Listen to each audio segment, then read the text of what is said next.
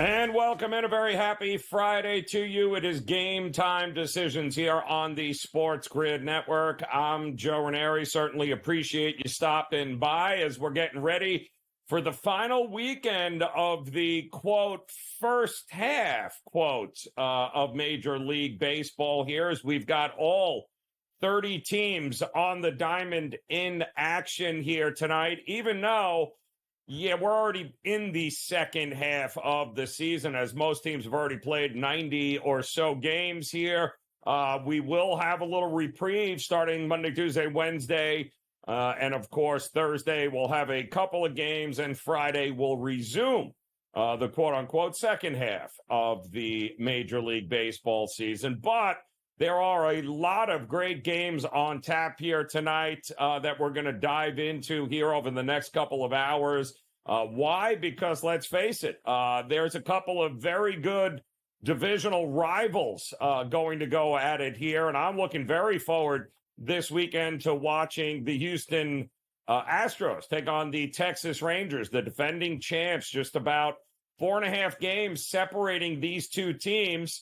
Both have had lackluster efforts so far through the halfway point, but both are starting to play their best baseball right now. And it is going to be let's face it, it is a very winnable American League West. But the question is Seattle going to rise to the occasion finally here? Or will the champs kick it into high gear and not only win this very important series against the Houston Astros heading into this weekend? And again, Houston's just 2.5 games out of that top spot in the West, and you're looking at 6.5 games out for Texas. But both of these teams are also expected to maybe be active when the trade deadline rolls around, which is at the end of the month. But this series, this weekend, beginning tonight, will go a long way into determining what we're going to see once everyone resumes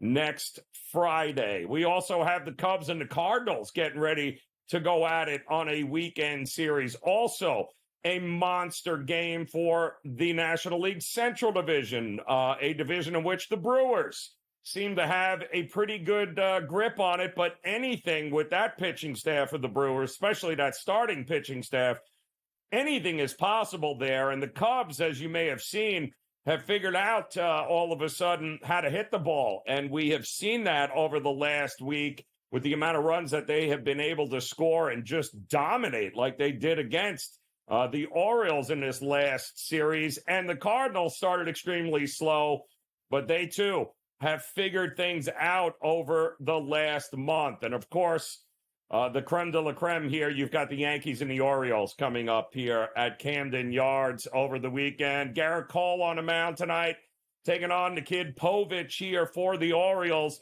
If there is a team in Major League Baseball that is looking forward to having a week off, it is the Baltimore Orioles, who look absolutely gassed at this particular point in the season. They are going from losing another series here to the Cubs, getting blanked last night, taking on a Yankees team who just has the worst record in Major League Baseball since the middle of June. Think about that. We were talking about the Yankees on June 1st as being one of the best teams, if not the best team in Major League Baseball. The record certainly reflected it, but no.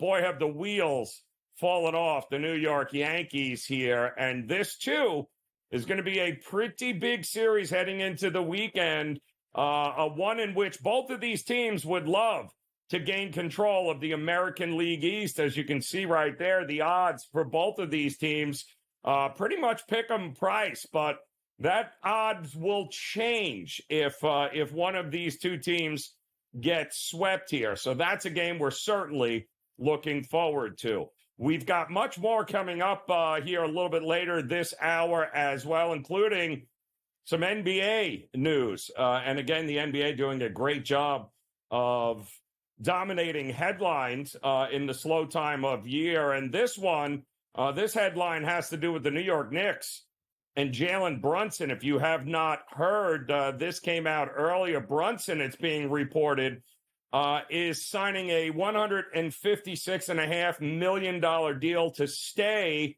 with the New York Knicks. And now you might say, well, why is that a headline? Well, it's a headline because he would have been eligible for a $269 million contract if he just had waited next year. So he is taking basically a giant haircut to the tune of $100 million in guaranteed money. He's leaving it on the table. And why is that? Well, he wants a winner with the New York Knicks, and he is absolutely on track. And with Anunoby coming in and getting the money now, there's a lot of Mikal Bridges, Julius Randle. There's a lot of money that the New York Knicks have spent. Somebody was going to have to be willing to take a little bit of a haircut if they were going to be able to keep this group, this core group, together and actually make a run at this. We've seen the Boston Celtics just win a championship and are poised to bring back the entire team once again. Most of that team had already been together for more than 3 seasons. Certainly the nucleus of the Boston Celtics have been together for a while. And if the Boston Celtics can navigate around max deals, well, then the New York Knicks figure, if we're going to do this, we got to be able to keep these guys together. And nobody realized that better than Jalen Brunson. You don't often hear of NBA players leaving $100 million out on the table in guaranteed money just in order to make sure that his team has a chance at a championship over the next couple of seasons. And also keep in mind, too, that's guaranteed. The $156.5 million. Well, that money, you pocket that now. There's a lot that can happen between now and when he would have been eligible for that $269 million.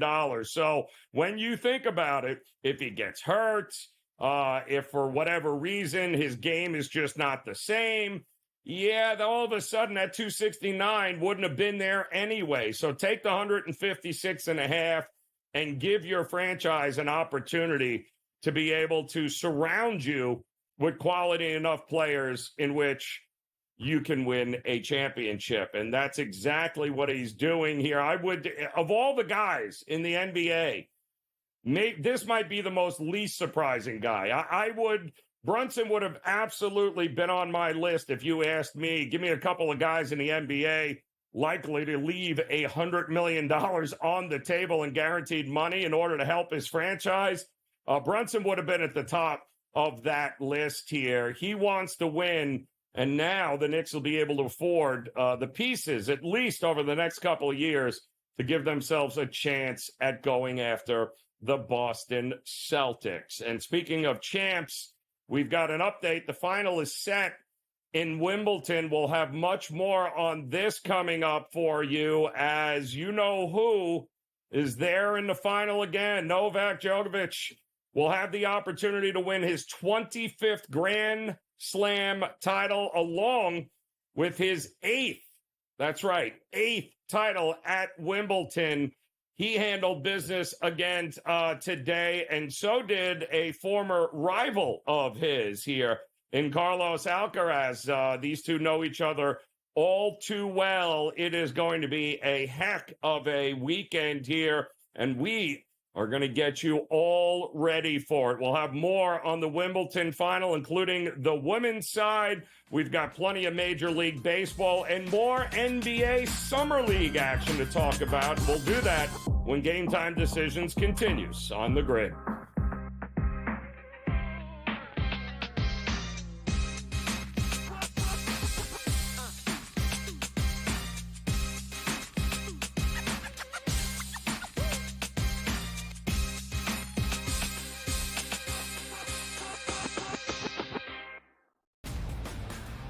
DeMar DeRozan now joins that team in Sacramento with the Kings. De'Aaron Fox, Domantas Sabonis, Devin Carter, who they drafted early, Keegan Murray as well. A Kings team, DRS, that has been a playoff contender. Is it going to equate to a championship? Probably not. That's not the goal. Make your team better every offseason. The Kings definitely got better with that move here, Ben.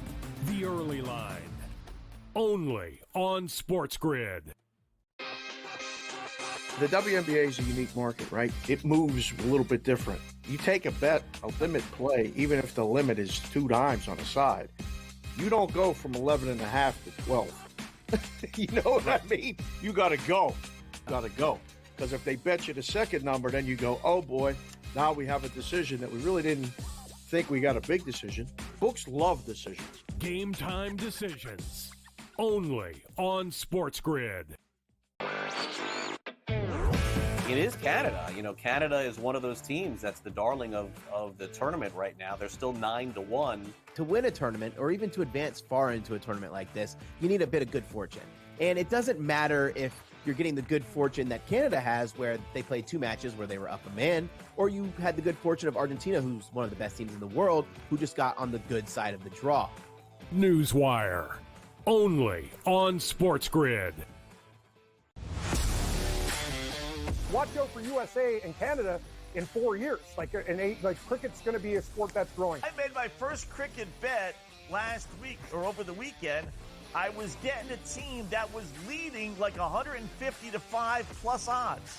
I'm like, I'm up 150 points and I'm getting plus odds. Where do I sign? I love this cricket stuff. What are you kidding me?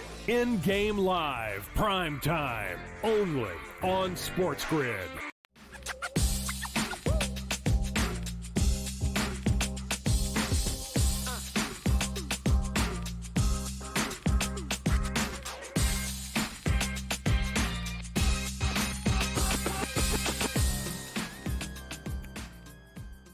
All right, welcome back in Game Time Decisions here on this Friday now, July the 12th. Certainly appreciate you stopping by and hanging with us as we get ready for a very big weekend, Major League Baseball. We've got Wiimbeldon action. We are a week away, of course, from the Open Championship, the last major on the PGA Tour. And, oh, yeah, we got a whole lot of basketball coming up, whether it be the Summer League, whether it be the WNBA or the Olympics. Don't forget about that. That'll be here in a couple of weeks, and nobody better to navigate us through it all than the coach, James Young, in the house. And, Coach, I was just saying last segment that if you would have asked me to name a couple of guys that would be willing to leave $100 million out on the table in order to help the franchise put winners around them, I would think Jalen Brunson would be at the top of my list somewhere there. I'm not surprised, but I'm surprised in this NBA there's even a Jalen Brunson in the league willing to do that at this point. You know, it's a phenomenal story. A guy that when the Knicks signed, even I was like, oh, this guy's good, but is he worth $29 million? I mean, he's exceeded all expectations in New York, and I think this is the tip of the cap. I'm going to say this. You could put Jalen Brunson right now in 2 years, maybe top 5, top 7 of all-time Knicks. Like, you're going to put him over Carmelo right now, just on what he's done in 2 years. But for him to give back, think about this, folks, $113 million. $113 million. He's one of the only guys that would do this. And what he did, folks, is this. I want people to understand this. He gave the Knicks financial flexibility to go get a team that can win a championship. Now, there's also got to think about the fact that there's still Randall. They have to think of what they have to do. Mitchell Robinson is eligible for an extension. You know, now that they got Bridges, he's going to be able to get an extension, I think, next year, I do believe. So he's allowing flexibility. But one caveat that people have to understand is this is like the Tom Brady, Patrick Mahomes model. He goes shorter term, less money, but with the NBA, the way he can increase his salary, I think by 30 or 35%, he'll get the next contract will make up for this contract. So what he did is something that is smart. He is a leader of a team that realizes that he needs to give for others to get for him to win. I'm going to say this right now. if they win a championship with Brunson, after he did this, Joe, go put a statue on him on 7th and 33rd. But you might as well just put it now. Yep. Because he will accomplish something that Ewing couldn't do, that Bernard King couldn't do, that Carmelo couldn't do, and that's bring a championship to the New York Knicks. Yep. Yeah, he is. He's a very unique dude, and he's got big belief in that front office, and he likes the guys around him. And more importantly, it means, Coach, that listen, he's taking the $156 million now. A lot can happen between now and 2025 when he's going to be eligible for more money. You pocket that money now, and let's see what we can do. But this team, for the most part, much like Boston, right? They gave all that money out, all these max deals to, Tatum, everyone else. This has pretty much been the same team for a little while now. I think the Knicks are trying to do that same thing. Keep the same core of guys in New York. You can't just keep mixing and matching and hope you can win a championship that way these days, can you? No, you have to have, and here's the thing what New York did. You gotta, usually you build it through the draft and then you make the trade, right? The Knicks did it swiftly in regards to they didn't give big money to these guys. Now, Brunson is the ultimate team guy because OG Anunoby is going to make $10 million more this year. Brunson don't care. Yeah. But here's the thing, folks. Remember, this is the Camden, Philadelphia connection. Got to remember, folks. Yep. Jalen Brunson's agent, Leon Rose's son. OG Anunoby's agent, Leon Rose's son. Rick Brunson, Jalen Brunson's father. His first agent, Leon Rose. That's that Camden. Now you can add the Villanova connection with, obviously, Bridges, with DiVincenzo, with Hart. Yep. I'm going to say this. This is the first time since the Van Gundy / Riley Knicks, and you notice as a Knicks fan too, they have culture. They have stability. They have a superstar that I think Knicks fans are going to appreciate Brunson more because we didn't appreciate Patrick Ewing when we had him. And then we went through all those lean years. So it's going to be interesting watching the Knicks. But I'm going to say this. I don't think they're done. Because the interesting one is Randall. He could be, his contract is a player option for 25-26. They're circling the wagons, right?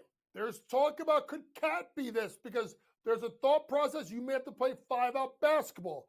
There's these wild rumors. Mark Berman from the New York Post has been retired 2 years. He's bringing up Alperen Şengün and Jalen Duren. If you go get one of those two instead of Mitchell Robinson, get the parade now because that's a young, better version. But to me, Joe, it still goes through Boston. It's quite obvious, but it's interesting. I'm not starting propaganda. Did this Jaylen Brown not getting on the Olympic team, could this cause some waves in Beantown? I would love to hear what our guy, Pat Foster, our producer, and obviously Scotty Wetzel and John Shames. Oh, well, Shames don't work here anymore. We don't care about Shames. But Pat Foster and obviously Scotty Wetzel, they may be shaking a little bit because guess what, Pharrell? I told you, Pharrell, I'm so excited. Joe, another Knicks fan. The Knicks are coming. The Knicks are coming. The Knicks are coming.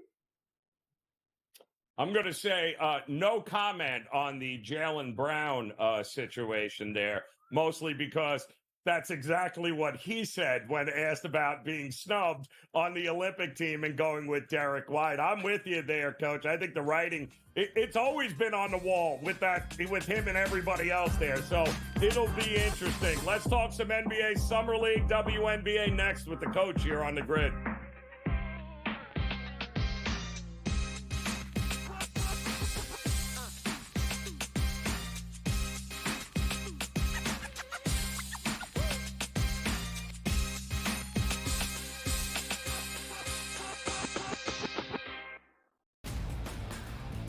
DeMar DeRozan now joins that team in Sacramento with the Kings. De'Aaron Fox, Domantas Sabonis, Devin Carter, who they drafted early, Keegan Murray as well. A Kings team, DRS, that has been a playoff contender. Is it going to equate to a championship? Probably not. That's not the goal. Make your team better every offseason. The Kings definitely got better with that move here, Ben.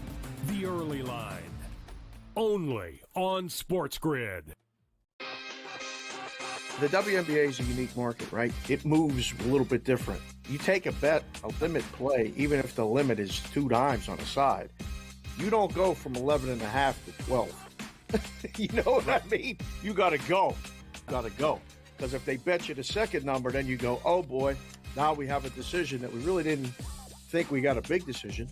Books love decisions. Game time decisions. Only on SportsGrid. It is Canada. You know, Canada is one of those teams that's the darling of the tournament right now. They're still 9-1. To win a tournament or even to advance far into a tournament like this, you need a bit of good fortune. And it doesn't matter if you're getting the good fortune that Canada has, where they played 2 matches where they were up a man, or you had the good fortune of Argentina, who's one of the best teams in the world, who just got on the good side of the draw. Newswire. Only on SportsGrid. Watch out for USA and Canada in 4 years. Cricket's going to be a sport that's growing. I made my first cricket bet last week or over the weekend. I was getting a team that was leading like 150 to 5 plus odds. I'm like, I'm up 150 points and I'm getting plus odds. Where do I sign? I love this cricket stuff. What are you kidding me? In-game live, prime time, only on SportsGrid.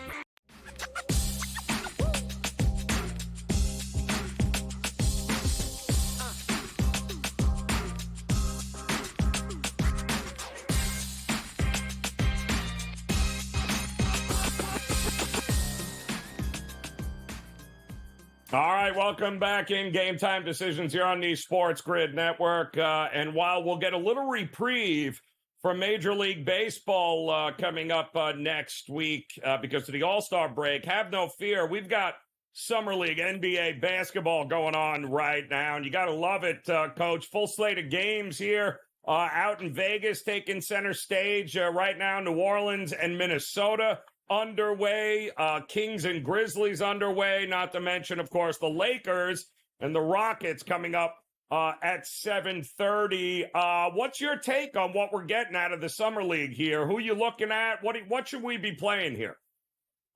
Well, FanDuel earlier today had, and I don't know if it's up because the game started, but they were hanging like who could be the MVP of Summer League. And I think when you start looking at it, it's a couple of ways you go about it. Number one is you have to be careful here because we don't know how many games these guys are going to play. So you gotta be a little bit lucky here on what you're going to get. So they took it down, but earlier today, and maybe they'll put it back up after games today. But Kevin Wallace and I had a really good discussion about it. I took Zach Edey. I took Terrence Shannon Jr. I took Cam Whitmore and one other guy. One unit each, just because the odds were so crazy about it. So there's ways you could try and make money off of it. I am really intrigued on what I want to see out of both the teams playing right now. Minnesota, this backcourt of Terrence Shannon Jr., who's a walking bucket, and Rob Dillingham. Rob struggling a little bit from the floor. Shannon Jr. with 15 points early, late in the third quarter, playing really well. And then obviously Memphis. We've talked about it. Zach Edey has gone from being 20-1 to be the favorite to win Rookie of the Year, probably because of the fact that he should get himself a decent amount of touches this season. Yeah, looking forward to seeing a number of guys here. But, of course, everyone's going to be looking at Bronny in every game. For what reason, I have no idea, outside of maybe liking a good car crash here. He's going to be at Houston coming up a little bit later. Have you found any props? I think his point prop was 1.5. Is somewhere along those lines. You're cold. What? You're You going cold as under? ice, man. You're cold as ice. I mean, You're going I under, can't even go Coach? there. You better watch it. The bat phone is going to ring, and Kevin Walsh is going to be calling in a minute. Oh, yeah. I'm But just what I saying. did do is listen. Bronny's not going to score for a while. He's got to get the jump shot fixed. To me, I'm intrigued on FanDuel. Bronny James 4+ assists at plus 104. If he's going to make it in this league until the jump shot comes, he's got to be really good defensively, and he's got to facilitate for others. 4+ assists for Bronny James at plus 104. If I'm not mistaken, Joe, he's kind of been in that area a little bit with this. I don't think this is a bad number for Bronny. He's only obviously played in two preseason, two summer league games. The one game, he had 3 assists in 29 minutes. So he's been right there. I think the other game he was around that as well. So I would be looking at that possibly for Bronny to probably try and get the assist column 2 and 3. So, hey, goes up one more to 4, plays a little bit better, maybe not as nervous. Bronny James, 4+ assists, plus money. I actually like it. Getting it done. All right, 3 games in the WNBA here tonight, Coach. Which one of these games you looking at? Well, I'm looking at a couple. Number one, I know it's a lot of points, but I'm going to lay it with the Aces. I just think this Atlanta Dream team is an absolute mess since Ryan Howard has went down. I think they're 2-8 straight up in their last 10 games, and they're getting drilled. So I do like the Aces minus the points. Seattle, Minnesota, I think this is going to be a game of 2 of the better defensive teams in the league. So I would be looking at the under in that game. And then if you want points props, Atlanta Dream struggles defensively. Look squarely at Jackie Young. Now that the point guard has returned in Chelsea Gray, it allows her to kind of get going a little bit offensively. So the Aces minus the points. Jackie Young over her points prop tonight, which is 18.5. And then obviously I'm going to go under in the Lynx game versus the Storm. Ooh, like it. So we got a little something for everybody here tonight, Coach. Plenty of basketball all throughout the weekend. And a little birdie told me you and I will be on air together this weekend on Sunday, covering it all. So that's Emmy Award-winning television right there.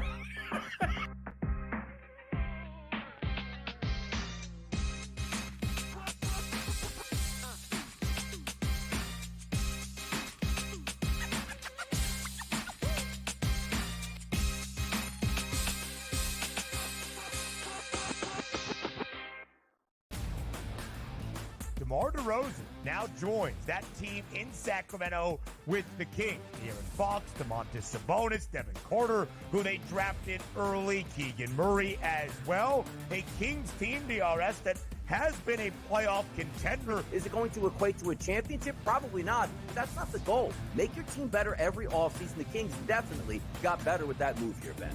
The Early Line. Only on SportsGrid. The WNBA is a unique market, right? It moves a little bit different. You take a bet, a limit play, even if the limit is 2 dimes on a side, you don't go from 11.5 to 12. You know what I mean? You got to go. Because if they bet you the second number, then you go, oh boy, now we have a decision that we really didn't think we got a big decision. Books love decisions. Game time decisions. Only on SportsGrid. It is Canada. You know, Canada is one of those teams that's the darling of the tournament right now. They're still 9-1. To win a tournament, or even to advance far into a tournament like this, you need a bit of good fortune. And it doesn't matter if you're getting the good fortune that Canada has, where they played 2 matches where they were up a man, or you had the good fortune of Argentina, who's one of the best teams in the world, who just got on the good side of the draw. Newswire. Only on SportsGrid. Watch out for USA and Canada in 4 years. Cricket's going to be a sport that's growing. I made my first cricket bet last week or over the weekend. I was getting a team that was leading like 150 to 5 plus odds. I'm like, I'm up 150 points and I'm getting plus odds. Where do I sign? I love this cricket stuff. What are you kidding me? In-game live, prime time, only on SportsGrid.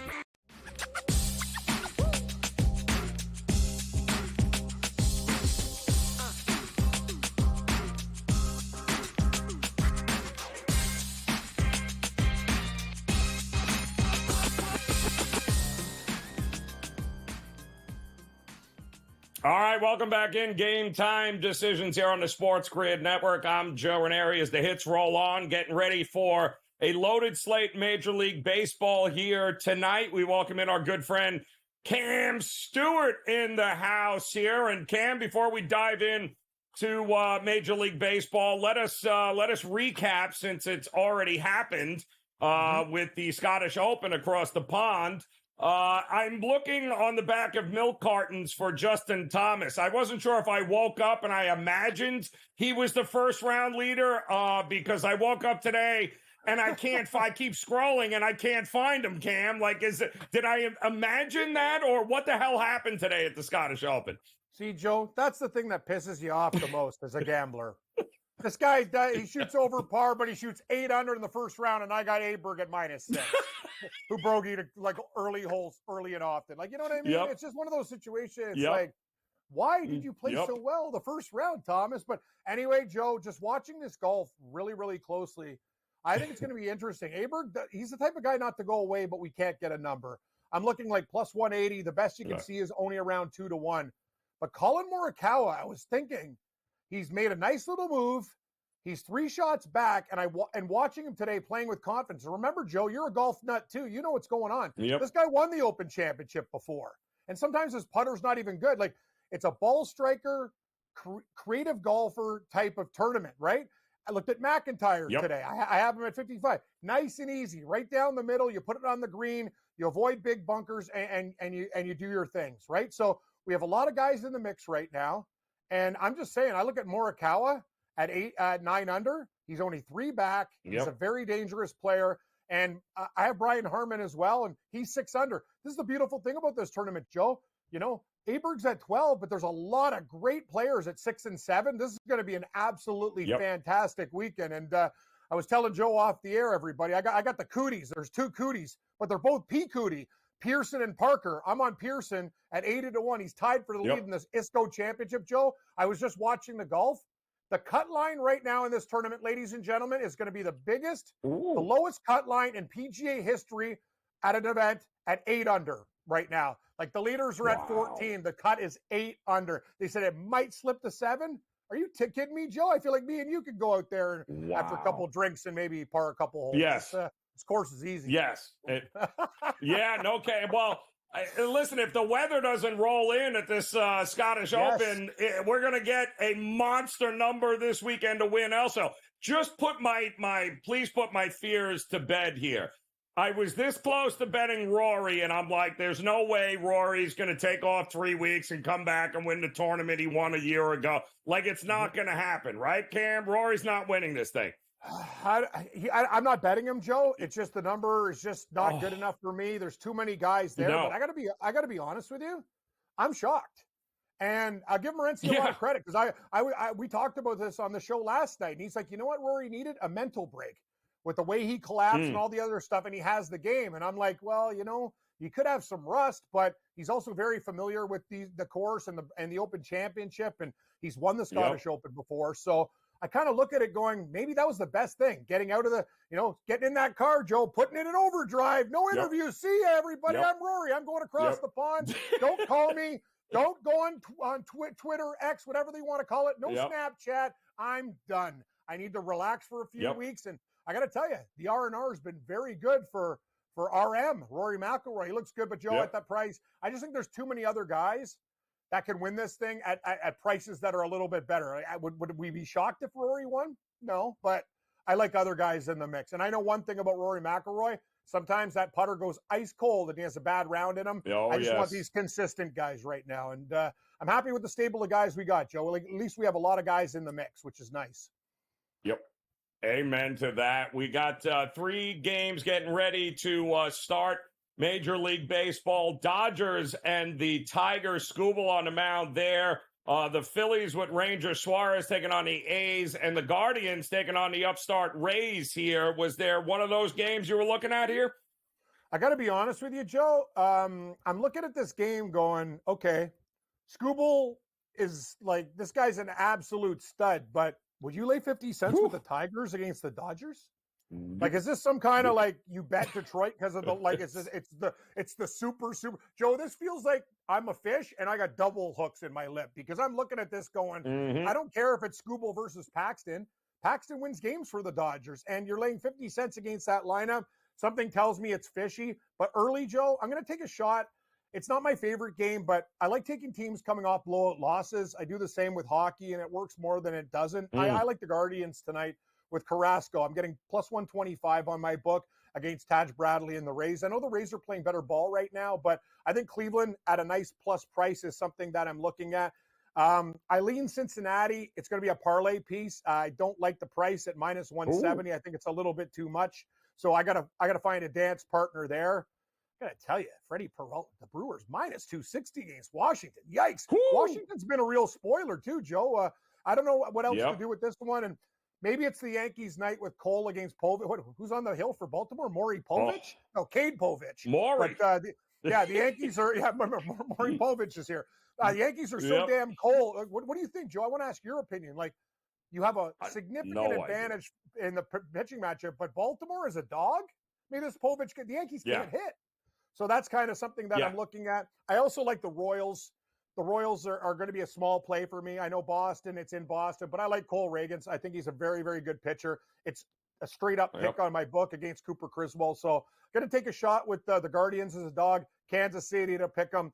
Going to get a parlay together with Cincinnati, and I might add the Mets to it with Manaea. I need plus price, though. I can't lay these numbers, right, Joe? Like, I don't do that stuff. If the parlay becomes plus, I'll play it. But soccer, too, over the weekend.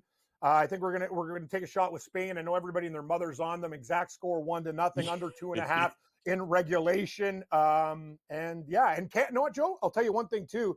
Canada really let us. Actually, no, they didn't let us down. That was a dumb thing to say, Cameron. Argentina beat us. They were very opportunistic, only losing 2-0 to Argentina. But you saw what happened in the Colombian game. These guys are in the stands fighting people. I thought it was a woman in a sports bar. It's a guy with a bun with like half a shirt. Just absolutely, like, I'm like, Dana White, line 3. Like, this guy's like cleaning out rows of people. I'm like, what the hell? I thought it was a girl at first. Yes. Anyway, Uruguay, we don't know what's going to happen in this game. First of all, Gabe brought up a good point on the show again last night. Suspensions, will there be there? And another thing, what is Uruguay's motivation? Like, you've already lost the game to Colombia. This game means everything for Canada. For them to medal, so if you can get Canada plus 1, plus 1.5 with juice on the Asian line, I would not be shocked, Joe, if this game was actually like a draw and Canada like takes it to kicks. They might lose in kicks, but this is a price where you don't want to be laying Uruguay. There's too many question marks, and I can tell you one thing: their goal was championship or bust. They couldn't care about playing a game against Canada. I just think the motivational side is on Canada. I know sometimes you don't bet like that, but I will. I'm taking Canada in that spot, and we're getting a goal and a half. I'll lay the juice with it too, and we'll find another dance partner there. Yeah, I like it with Spain too. If Spain can dictate the pace like they did early against France, it's goodbye, England. You're not going to be able to come back here at all. And what happened? Does Colombia win it all, by the way?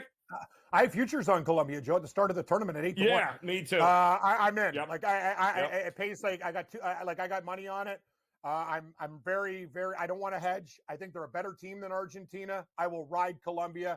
All way. There's no hedging. There's no nothing. I think they could beat these guys like 2-1. I would not be shocked if there was a few goals in that game. Colombia plays a more aggressive style.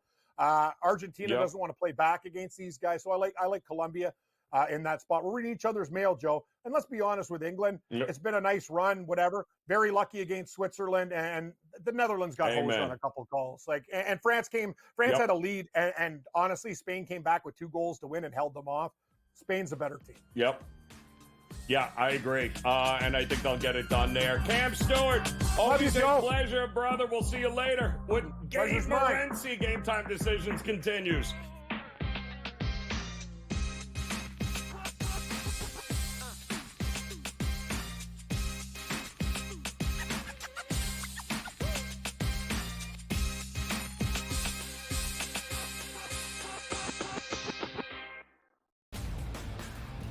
DeMar DeRozan now joins that team in Sacramento with the Kings. De'Aaron Fox, Domantas Sabonis, Devin Carter, who they drafted early, Keegan Murray as well. A Kings team, DRS, that has been a playoff contender. Is it going to equate to a championship? Probably not. That's not the goal. Make your team better every offseason. The Kings definitely got better with that move here, Ben.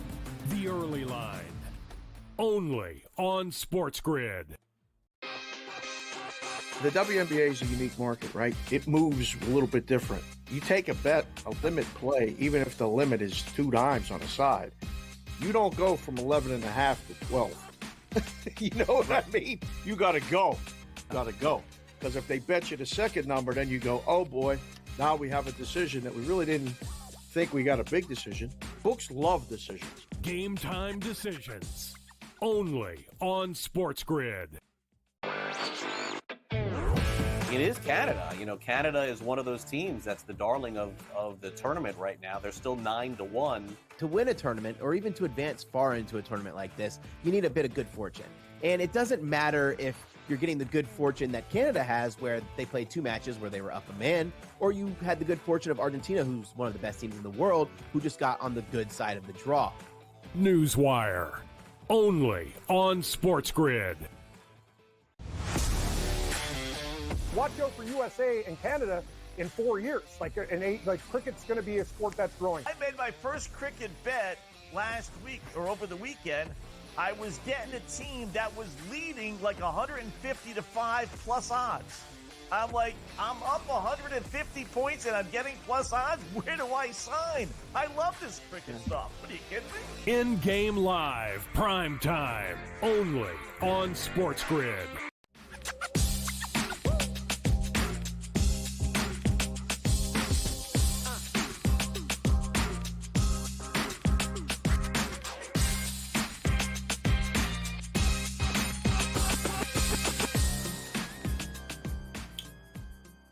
All right, welcome back in Game Time Decisions here on the SportsGrid Network. It is a Friday, and we've got plenty of Major League Baseball. In fact, all 30 teams on the diamond here tonight. Joe Madden knows this as she steps in. And, Joe, looking forward to what should be a very interesting final weekend before we get to the All-Star break. And I know this Dodgers team certainly looks like they could use a win here before the end of the break. And yet they got to go to Detroit to take on maybe the Cy Young Award winner in the American League in Skubal. Paxton on the mound for the Dodgers. What happens in this one here? It's a scary matchup, right? You look at Paxton and you look at his struggles that he's had out there on the road, and it's really hard to back him here. But then you have to look at the offense he's going to face in the Tigers, and as well as the fact I know the Dodgers have had their struggles. This team needs that win. But as soon as his offense starts clicking, I can't put money on the Tigers at minus 142 when I can get the Dodgers here with great plus money. I think they have every ability once this goes to the bullpen. Now, they're going to have to be able to hit Skubal at some point in this game so he doesn't go really deep into the 7th inning, because I think the Dodgers' best chance is against that bullpen. I don't trust the Tigers' bullpen out there. So I'm going to look here. I think James Paxton has to be stronger than what we've seen out there on the road. I think there's too much of a fade of him right now, and I'm not going to fade him. I think he will get into that 6th inning. James Paxton over 15.5 outs coming in at plus 107. And I'm going to sprinkle on the Dodgers on the money line. They need this win. And James Paxton actually has had a strong career versus the Tigers here. So I'm expecting more out of him today. Let's look for him to step up, Joe. We'll know at the bottom of the 1st inning here if that's going to happen. I love it. All right, when we talked the other day, in fact, when you were on Game Time Decisions Wednesday and you backed the Oakland Athletics, I believe it was against Boston early in the first 5, and they handled their business. They're taking on the Phillies now, and I will tell you, top of the 1st inning, 1, 2, 3, Phillies coming up in the bottom, and I know you're looking at a Nerfy in this one. I absolutely am looking at the Nerfy because we look at Harris here of the Oakland A's and his ability to come out strong versus the Phillies. He's proven in his career how strong he can be versus them. While he hasn't recorded the win, he has a 3.00 ERA versus them in 6 innings pitched. And I do think we're going to see that same sort of production out of him versus this Phillies team. I think the Phillies struggle to hit on Harris. Now, you can also look at the first 5. I like that first 5 staying under 4.5 runs. That's coming in some plus money at plus 102. We know the Oakland A's, we really don't have to worry about them being able to get a lot of runs here on Ranger Suarez. Ranger Suarez, so phenomenally strong. He's coming in here 10-3 with a 2.58 ERA. So I'm not worried about Suarez. We just need Harris to come out the way that he has been able to be performing versus the Phillies. And I do think we will get that production out of him, especially in the first. So I absolutely love the Nerfy. And then I am looking at that first 5 under 4.5 as well. I think both have every ability to cash in this one, Joe. It's gonna be an exciting matchup here between these two. I really do think. I think Harris can do enough to start this game here, but it's the Phillies in the end of the day, and the books just want too much. It's almost 3-1 to your money. Yep, and you're going to need. Listen, if you can get through Schwarber, Turner, and Harper, then you deserve to cash this ticket, and you deserve a shot at keeping this thing under 4.5 in the first 5, without a doubt. We do have also a pretty streaking Tampa Bay Rays team with one of their better young pitchers on the mound. They had Shane Baz last night, Taj Bradley tonight. They're getting ready to take on the Guardians at home. What are we like in this one? The Tampa Bay Rays have been so up and down with this team offensively that I really had a hard time backing them here at home with the juice that we have to lay. But I do like the pitcher coming out, Bradley, for them. I think he's been so phenomenally strong, but he hasn't been able to get the run support from Tampa. So it's got to be a struggle for him out there. I guess not struggle for him at the mound, a struggle for him like emotionally. His team's just not helping him be able to record those wins, Joe. So I'm looking at him for his outs in this one. Over 16.5 outs. It's a little juicy at minus 138. I do think this is something you could probably ladder up if you feel confident in it as well, because he's been able to have 17 or more outs in 4 of his last 5 games. And here versus the Cleveland Guardians, I do think he's going to find success. Now, Carrasco on the other side of the ball coming out here with a high ERA. That ERA is over 5, but you look at him as of late and he has been limiting those runs out there. So I think this is an interesting matchup. One I do think probably stays under the 7.5, just because I can't trust the Tampa Bay Rays to put those runs up on the board. But I think the best bet is just looking at Bradley, looking at his outs. I do think he can go deep into this one. I think it's a lower scoring game. I think we're going to wait a while for those runs to come in this game. And I would lean on the Tampa Bay Rays to get the win. But man, I tell you, Joe, when are they going to give Bradley a shot to be able to record that win? If they can't get the runs on the board, I feel for him out there. Yep. Now he's done really, really well. He should be able to limit the damage here in this one at home. They're just underway there. We're getting ready, of course, for the American League East battle between the Yankees, Garrett Cole on the mound, and the rookie Povich there for Baltimore. And I can't think of 2 teams more in need of a vacation than these two. And they can't get to the All-Star break fast enough, Joe. Who you leaning on in this one? Well, you're right, Joe. What has happened to both of these teams? They're already mentally, it seems like, on vacation out there. But I do have more faith in Garrett Cole and the New York Yankees and Povich. I just don't have that faith in Povich. And no matter how much run support he has, I look at the Yankees and they're the better team offensively. So I do think they're going to hit off of him. I do think Garrett Cole should be able to come out strong enough to help the Yankees be able to get that win. I'm going to look at the Yankees to be able to hit off of Povich in this one. Over 4.5 runs is coming in at minus 118. I tell you, you look at the Baltimore Orioles and Povich in his struggles versus it was the Cubs and how he struggled in that one. I just can't back this guy right now, Joe. Yep. Yeah. No, well, it's Camden Yards, hot, humid night. Should be able to get some runs. We'll get more from Joe Madden with a couple of these late games next here on the Grid.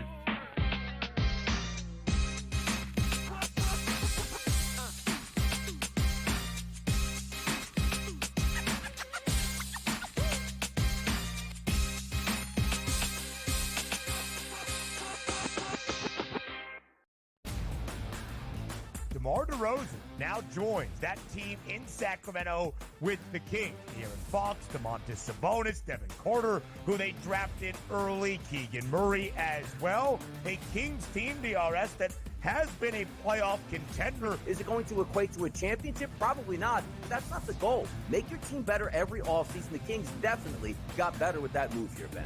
The early line. Only on SportsGrid.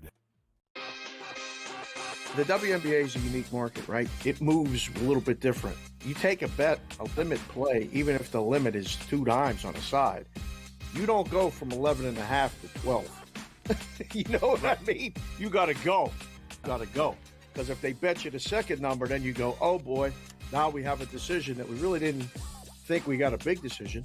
Books love decisions. Game time decisions. Only on SportsGrid. It is Canada. Canada is one of those teams that's the darling of the tournament right now. They're still 9-1. To win a tournament, or even to advance far into a tournament like this, you need a bit of good fortune. And it doesn't matter if you're getting the good fortune that Canada has, where they played 2 matches where they were up a man, or you had the good fortune of Argentina, who's one of the best teams in the world, who just got on the good side of the draw. Newswire. Only on SportsGrid. Watch out for USA and Canada in 4 years. Cricket's going to be a sport that's growing. I made my first cricket bet last week or over the weekend. I was getting a team that was leading like 150 to 5 plus odds. I'm like, I'm up 150 points and I'm getting plus odds. Where do I sign? I love this cricket stuff. What are you kidding me? In-game live, prime time, only on SportsGrid.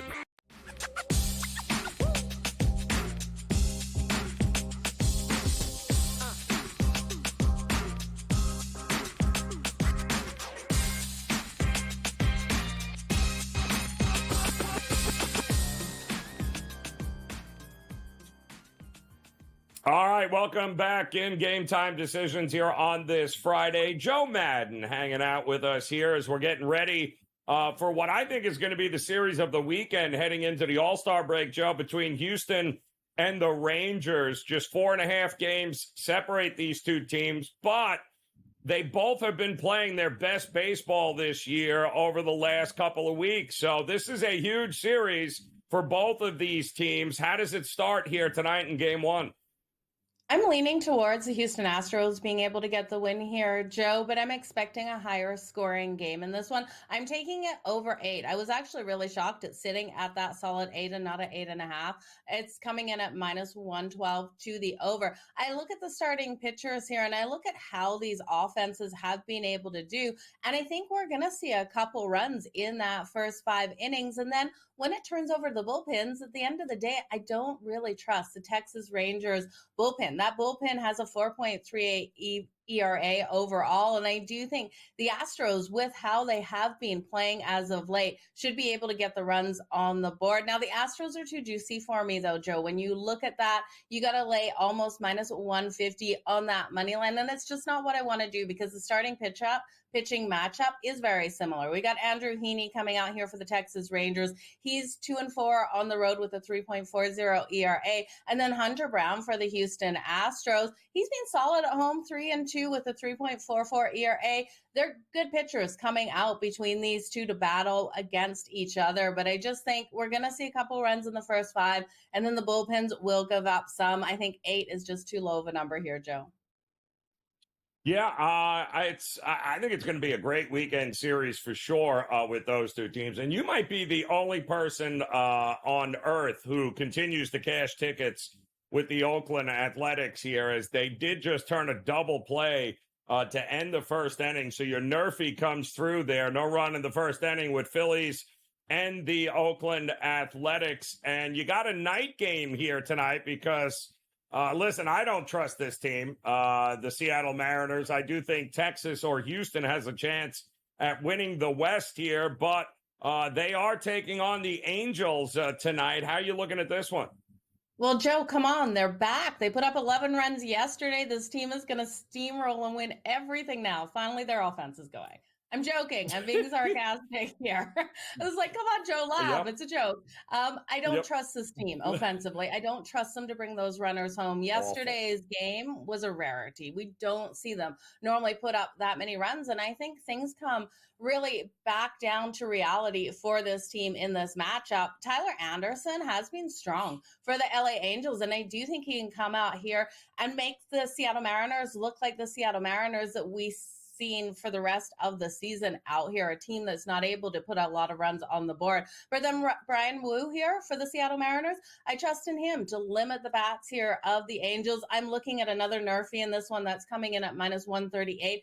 And then the first 5 under 4.5 at minus 128, Joe. I'm just not seeing those runs come in this game. I think both of these pitchers have strong outings. Now, when you look at Brian Wu, he is stronger at home than the road, but I still have faith in him here on the road versus the Angels. And the same with Tyler Anderson. He is stronger on the road than at home, but I do think there's not a lot of runs coming in this. I think the Angels will put a couple up. I don't know if Seattle puts a couple up in this one. I do give the edge to the home dog in the LA Angels in this one as well, Joe.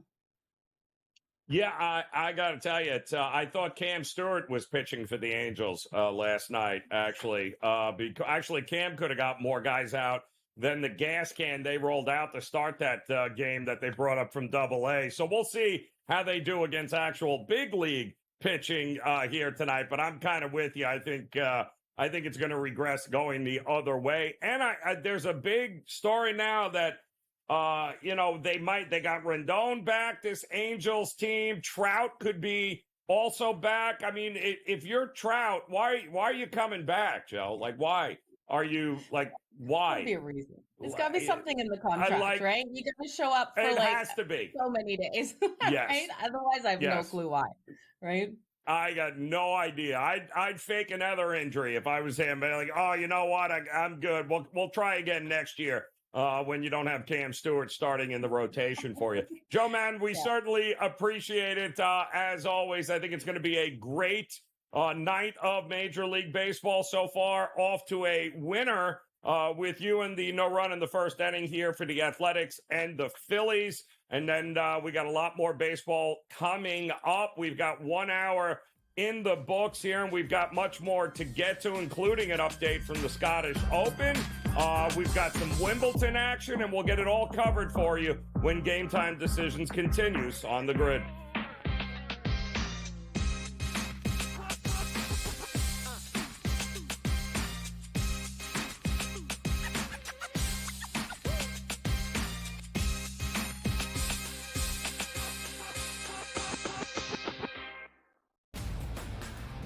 DeMar DeRozan now joins that team in Sacramento with the Kings. De'Aaron Fox, Domantas Sabonis, Devin Carter, who they drafted early, Keegan Murray as well. A Kings team, DRS, that has been a playoff contender. Is it going to equate to a championship? Probably not. That's not the goal. Make your team better every offseason. The Kings definitely got better with that move here, Ben. The Early Line. Only on SportsGrid. The WNBA is a unique market, right? It moves a little bit different. You take a bet, a limit play, even if the limit is 2 dimes on a side, you don't go from 11.5 to 12. You know what I mean? You got to go. Because if they bet you the second number, then you go, oh boy, now we have a decision that we really didn't think we got a big decision. Books love decisions. Game Time Decisions. Only on SportsGrid. It is Canada. Canada is one of those teams that's the darling of the tournament right now. They're still 9-1. To win a tournament, or even to advance far into a tournament like this, you need a bit of good fortune. And it doesn't matter if you're getting the good fortune that Canada has, where they played 2 matches where they were up a man, or you had the good fortune of Argentina, who's one of the best teams in the world, who just got on the good side of the draw. Newswire. Only on SportsGrid. Watch out for USA and Canada in 4 years. Cricket's going to be a sport that's growing. I made my first cricket bet last week or over the weekend. I was getting a team that was leading like 150 to 5 plus odds. I'm like, I'm up 150 points and I'm getting plus odds. Where do I sign? I love this freaking stuff. What are you kidding me? In-game live, prime time, only on SportsGrid.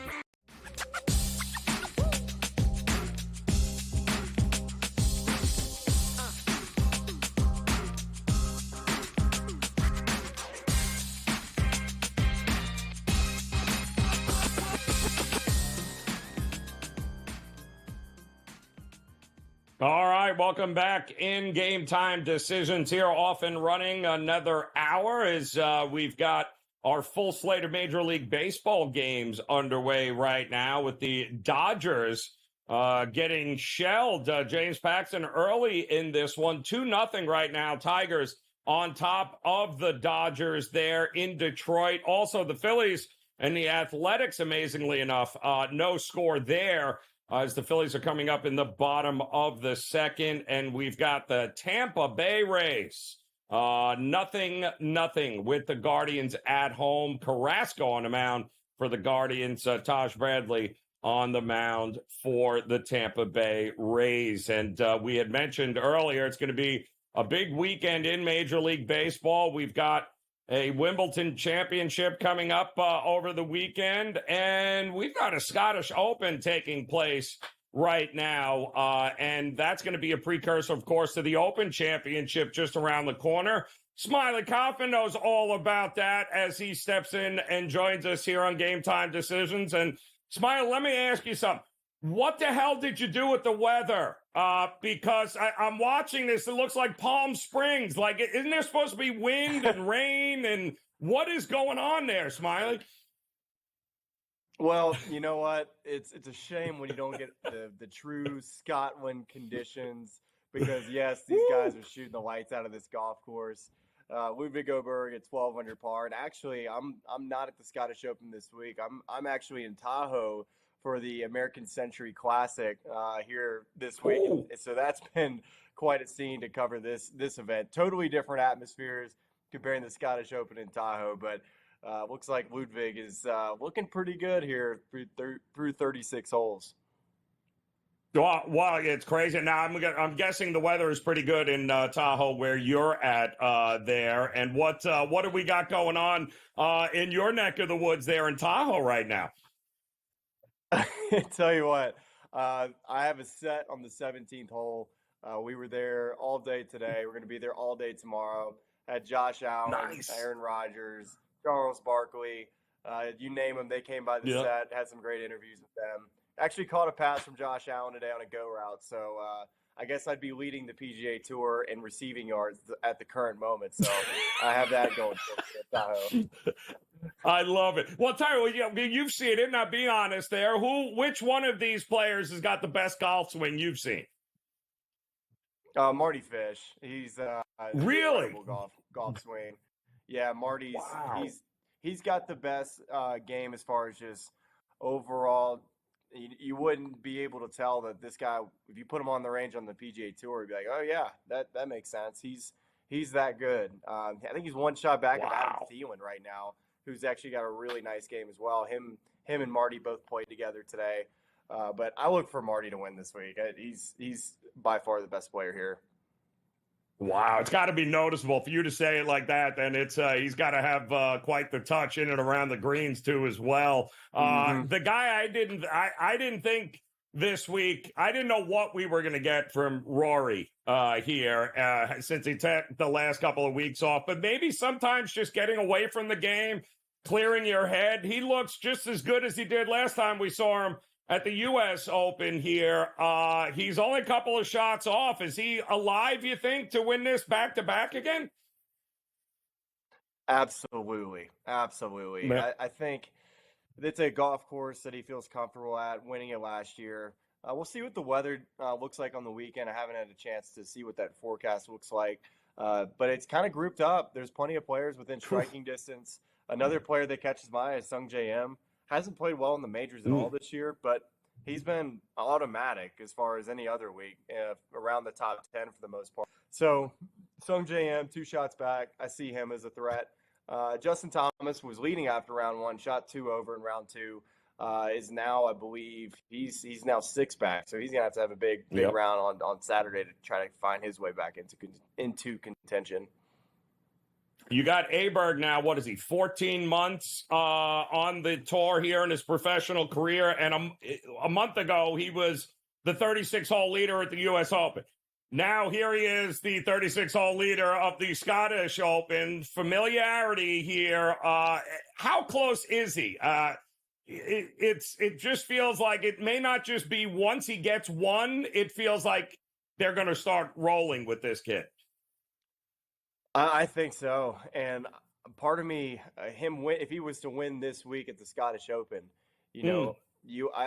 I'd like to see him win the Open Championship, and I just don't want him to win the week before and then just kind of be deflated, because I really would love to see Ludwig be the 4th major champion of the year. I mean, it's been a really great major season. We're talking about Scottie Scheffler winning the Masters, Xander Schauffele winning the PGA Championship, and Bryson DeChambeau winning at the U.S. Open. And then if a guy like up-and-comer like Ludwig Aberg was to win the Open Championship, or heck, maybe even Rory McIlroy, I think we're lining up to have, I think, an incredible Open Championship. And I think you're going to see some names really start to fight towards the top of this leaderboard to see who's going to be the player that starts to really find their form and try to find their way to peak for the last major of the season. Joe, I don't think Jordan Spieth missed the cut here.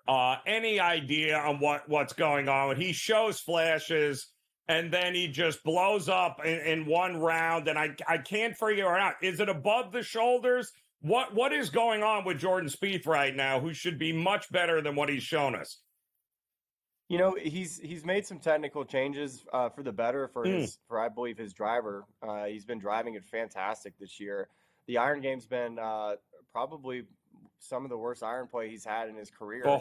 Normally a fantastic iron player, and he's been dealing with a wrist injury. And I think there's been a little bit of just not comfortable with exactly what his wrist is giving him day in and day out. So I think there's a little bit of a factor with that, knowing that you're hitting the ground more with an iron versus a driver. It's on a tee. So that I think you have to factor that in a little bit. But I also think maybe that there's swing thoughts with the driver that are working really well, but aren't translating quite as well throughout the rest of his bag, especially since he's picked up a lot of speed too. So there's just golf is such a tough game, and you can be on the range and everything feels so great, but it takes such touch and feel to be able to hit shots pin high out on the PGA Tour. When we were talking about a 10-mile-an-hour crosswind, the hole's cut on the right side of the hole, and you got to hit a fade from 200 yards away. And it's just, you can't have any doubts, and you have to have all the confidence to be able to just go out there, take what you can play with, and just play golf. And sometimes when and it doesn't feel right, it makes it really difficult to execute shots for over 72 holes, which I think he's doing a really good job of executing shots. He's just not doing it over the course of 72 holes. I thought the iron play was trending in the right direction heading into this week, and then conditions, it just kind of escaped him again. And maybe this is not a bad thing as they get ready to head into the final major of the year. No Scotty here too, so good thing, because he even said he looks like he's been worn down here a little bit over the last couple of months here. So maybe this is a good thing for Scottie Scheffler. Yeah, I think so. I think you can make a debate that it's important to play the week of. I think he's a guy that, if my memory serves me correct, he didn't play the week before the Masters and won. So if we're using that as any indication that he's fine showing up with what he's got, doesn't need the tune-up reps. It's all more about just getting over to Scotland and just getting on the right schedule, making sure that your body clock is comfortable. So I imagine that he probably is leaving today or tomorrow to go to the Open Championship to start his prep. Can take it really light and easy. Doesn't have to overwork himself. So I have no doubts about Scotty. And I say that it'd be great for Ludwig to win the Open Championship or Rory, but Scotty most likely is the guy to beat. Listen, Smiley, I know you're suffering in Lake Tahoe. We appreciate the time, brother. Enjoy the weekend. Game Time Decisions returns here on the Grid.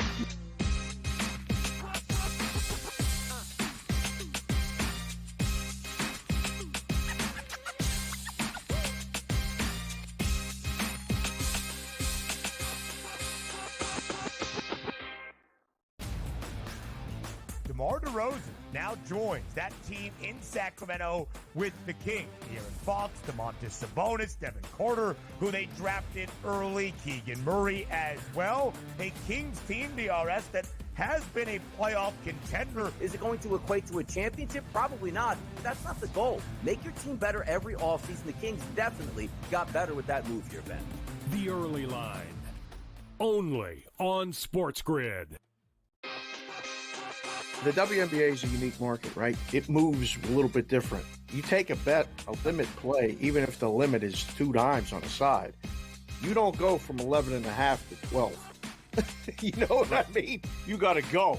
Because if they bet you the second number, then you go, oh boy, now we have a decision that we really didn't think we got a big decision. Books love decisions. Game Time Decisions. Only on SportsGrid.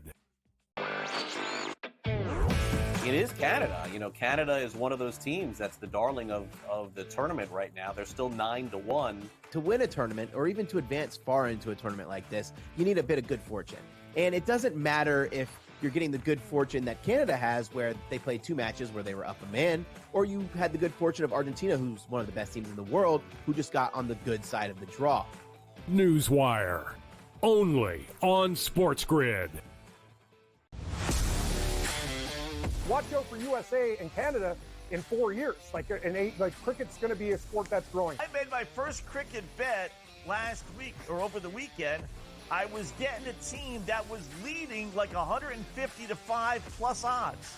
I'm like, I'm up 150 points and I'm getting plus odds. Where do I sign? I love this cricket stuff. What are you kidding me? In-game live, prime time, only on SportsGrid.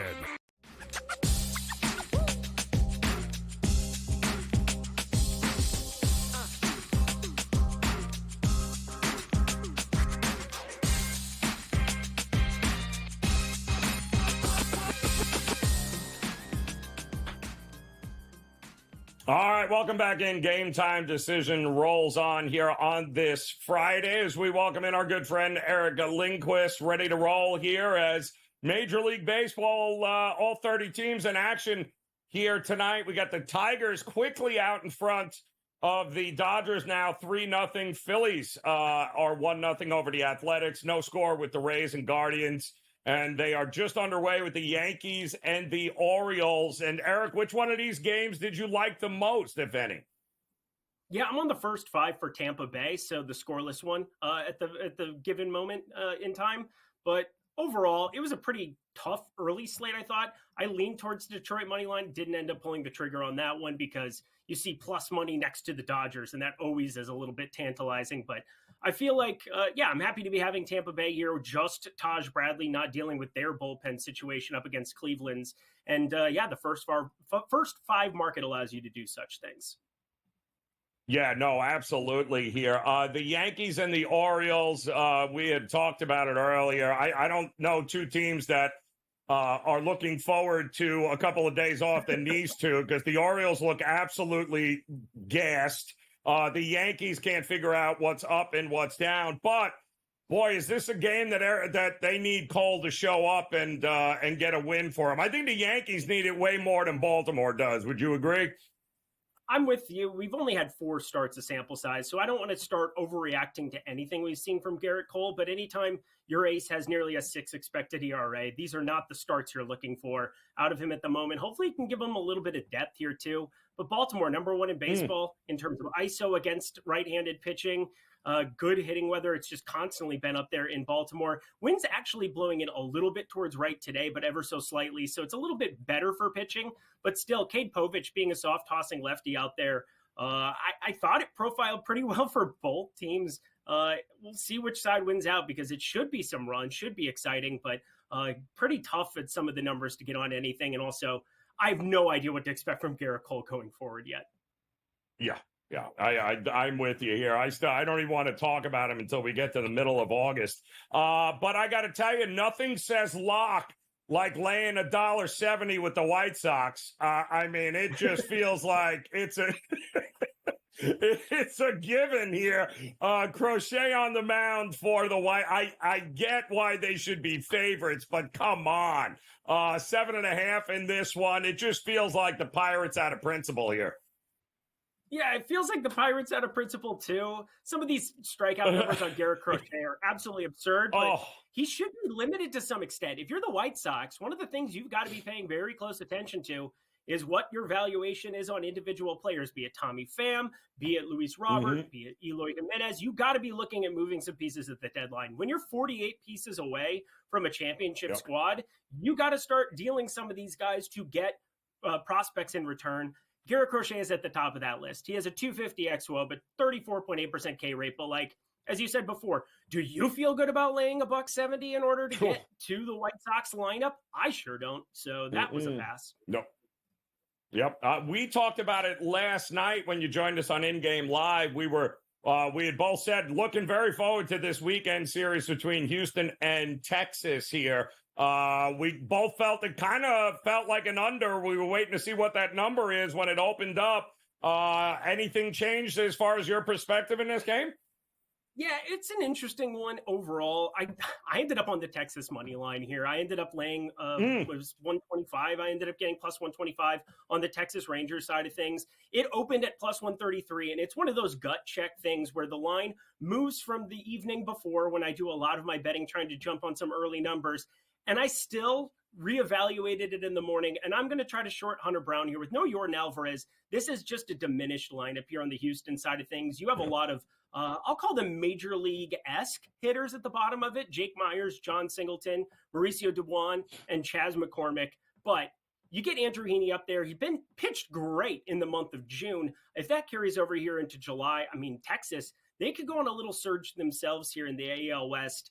I feel as though without Yordan Alvarez that you just have to be invested on that Texas side ever so slightly. Don't get carried away, but plus money there seems like the right side to be on.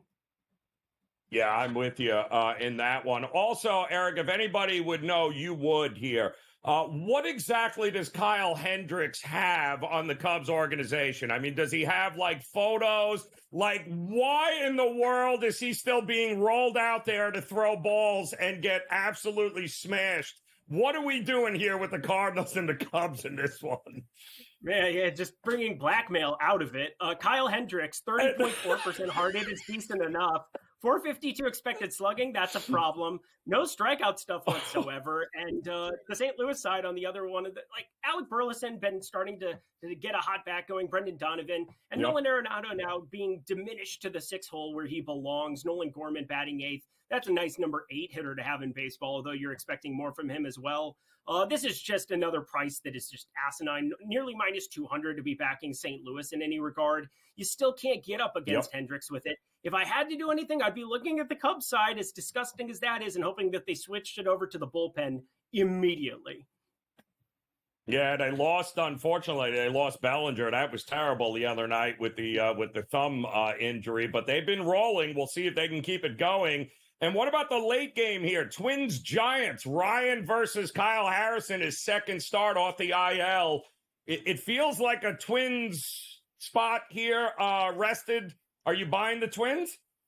Yeah, I think I am in this spot. 3.35 xFIP for Joe Ryan this season. 3 flat expected ERA. Really good stuff overall. Looking at the under as well, even though Kyle Harrison has to go up against a Twins team that's been second in baseball with a 126 WRC plus against. They have been rocking at the plate here of late. So shout out my Minnesota Twins. Nice to get some actual coin behind them there too. And Joe Ryan does have a home run problem that snuck into his repertoire the last year or two. This is a great ballpark to have a home run problem pitching in. So if he's not getting beat by long balls, he's going to beat up on some teams. I think I really like the Twins in this spot. Yeah, I like that they had the day off and the Giants had to battle Toronto. I think this is good all the way around for the Twin spot here tonight. All right, Eric Lindquist, as always, my friend, we appreciate the time and the knowledge. Best of luck here on what is going to be the final weekend here before the All-Star break, and I know there are a few guys looking forward to that. We'll see you again. Game Time Decisions will return here on the Grid. Come back and join us.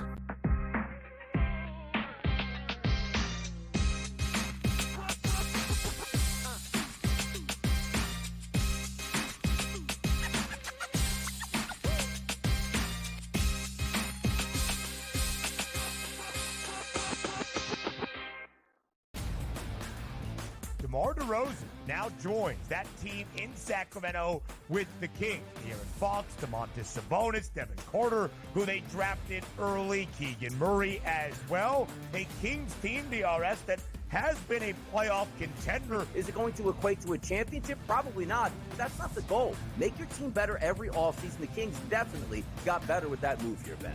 The Early Line. Only on SportsGrid. The WNBA is a unique market, right? It moves a little bit different. You take a bet, a limit play, even if the limit is 2 dimes on a side, you don't go from 11.5 to 12. You know what I mean? You got to go. Because if they bet you the second number, then you go, oh boy, now we have a decision that we really didn't think we got a big decision. Books love decisions. Game Time Decisions. Only on SportsGrid. It is Canada. You know, Canada is one of those teams that's the darling of the tournament right now. They're still 9-1. To win a tournament, or even to advance far into a tournament like this, you need a bit of good fortune.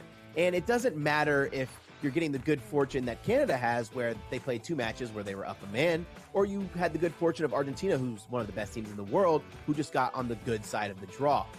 Newswire. Only on SportsGrid.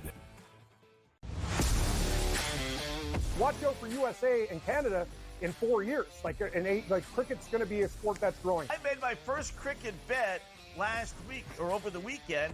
I was getting a team that was leading like 150 to 5 plus odds. I'm like, I'm up 150 points and I'm getting plus odds. Where do I sign? I love this cricket stuff. What are you kidding me? In-game live, prime time, only on SportsGrid.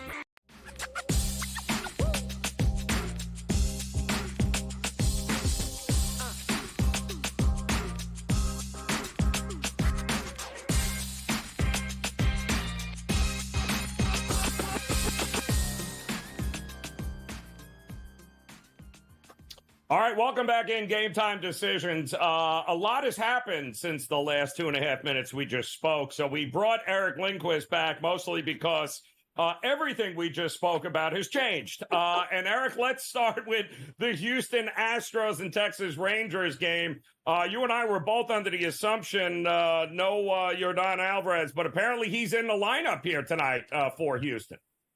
You made it batting third. And again, this is just like one of those valuations when you have 15 games. We normally have 3-4 days, 15 games rolling out there.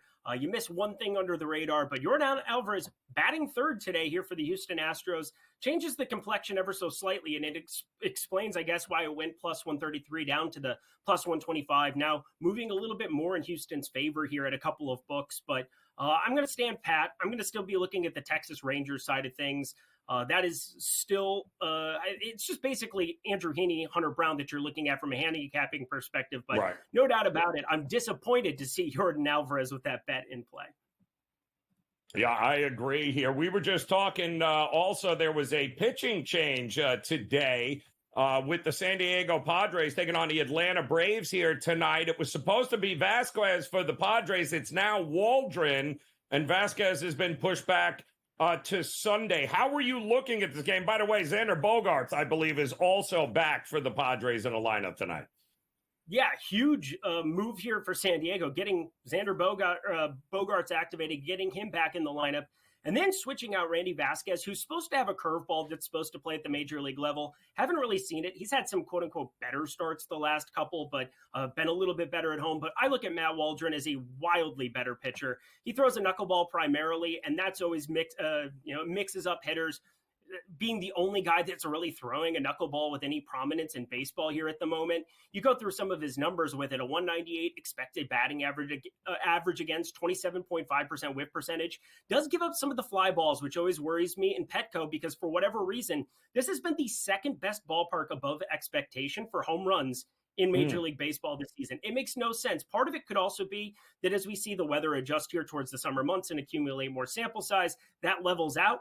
But Petco has been playing small relative to what we were expecting coming into this season. And as such, being a fly ball pitcher going up against some lefty power that does exist in the Atlanta lineup, despite the fact that they're still going to strike out at a 25% clip up against righties, is definitely an issue. So for me, Matt Waldron, San Diego, that would be the play here. But I had targeted an over. I have a small play on an over that's still going to be live action, and I have to live with that at 8.5, even though I don't like it anymore. Yeah, I see you thinking you can still get there in this one. That should be a fun one tonight. And one other game coming up on the West Coast, and I am done betting against him, although Joe Pisapia last time out last weekend sucked me up into betting against him again. That's Tyler Anderson of the Angels taking on Brian Wu. For the life of me, I don't understand how this guy remains a pitcher. If regression doesn't happen, at what point? I can't lose any more money betting against Tyler Anderson and he continuing to go out there and deliver. What do we do? We're going to take the under still in this spot. Tyler Anderson, one of the things about StatCast data is you have to assume with expected numbers that a pitcher doesn't have control over where the ball is hit into play. So the hard hit numbers, if you hit it directly at fielders, well, that's going to be something that the data doesn't necessarily always take full advantage of. That's why you're seeing a 2.8 ERA, which looks amazing from Tyler Anderson, but a 4.47 expected ERA. I think the truth lies somewhere in the middle, but even still, Brian Wu on the mound, supposed to be limited in some extent coming back here. I love this kid, and the strikeout stuff hasn't been as good this season, but everything else across the board is perfect. We're talking a 2% barrel percentage, a sub 2% walk rate. I love everything about Brian Wu. And then knowing that you're heading into the weekend where you can utilize your full bullpens, you can utilize everybody and tax them out for the next 3 days. And Seattle coming off of a game where they blitzed, Craig, the Los Angeles Angels there yesterday, 11-0, felt good about that one. You have an opportunity to have all of the best pieces of both pens in play. Love the under there, 8.5. Yeah, no, I love that. I took a shot in the under 4.5 in the first 5 as well. I do love Brian Wu. I'm with you here. I think this kid is going to be something special. The only difference tonight is that they're not throwing out a high school pitcher, the Angels, like they did last night. So we'll see what happens, what Seattle's bats can do against an actual big league pitcher here tonight. All right, Eric, unless I hear otherwise or there's any more changes, you're out of here, my man. Enjoy the weekend. We appreciate the time. We've got much more to go over here, including more Major League Baseball. Wiimbeldon action also this weekend. We'll get you covered. Game Time Decisions continues.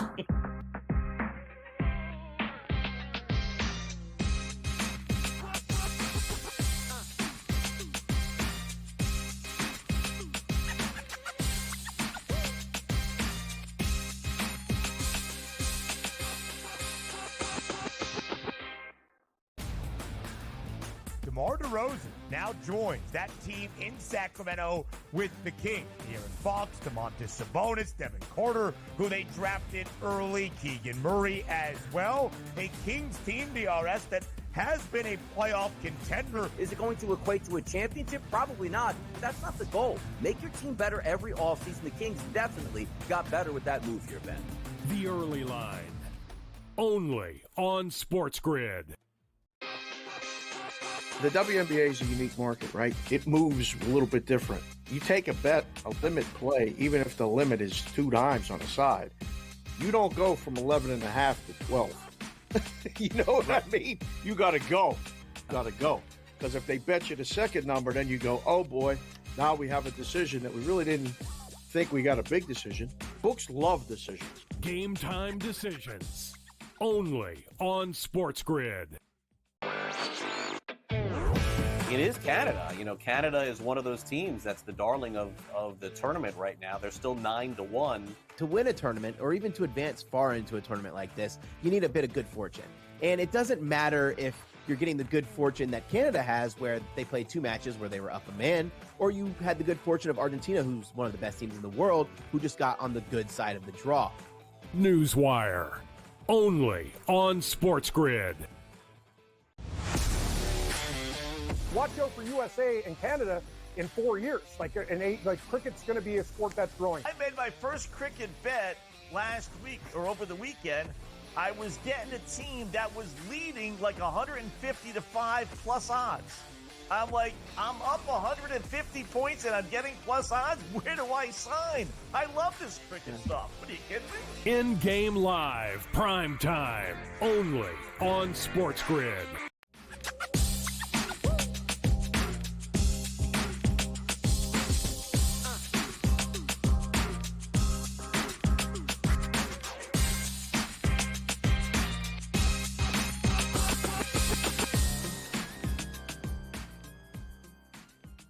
All right, welcome back in. Game time decisions here on this Friday. Certainly hope it's been a fun week for you. Should be a great weekend here as we get ready for Major League Baseball's All-Star break. So we've got a number of series that begin tonight that, well, they got a little bit of juice and they're going to mean a little something as some of these teams are still battling for not only a wild card spot, but also, the second time a year, incentives start kicking in, guys that are playing for new contracts and such, guys playing for jobs. It becomes a very interesting handicap, Major League Baseball, after the All-Star break. And both the week heading into the All-Star break and the week out of the All-Star break, I would certainly caution people to tread lightly, as sometimes you don't often get what you think you're going to get when guys know they're going away or getting a few days out, a little bit of vacation time versus when they come back and they're going, wow, I really wish I didn't have to come back here since we're 25 games out of the playoff race here. But that is life in Major League Baseball. The Tigers, you wouldn't know it with them. They even though they're barely a 500 team, they are certainly taking advantage of a lackluster Dodgers effort here in this last week. 3-1, Scooble on the mound for the Tigers over Paxton. Freddie Freeman just hit a bomb, and it is now 3-1, solo home run for Freddie Freeman there and the Dodgers. The Athletics have said, screw you, Ranger Suarez. They have already put 3 on the board. In the top of the third. They're now in the bottom of the third. Phillies are down 3-1 in that one. And you're not going to believe it, but the Yankees have given Garrett Cole a 2-run lead right now. They are in the top of the second.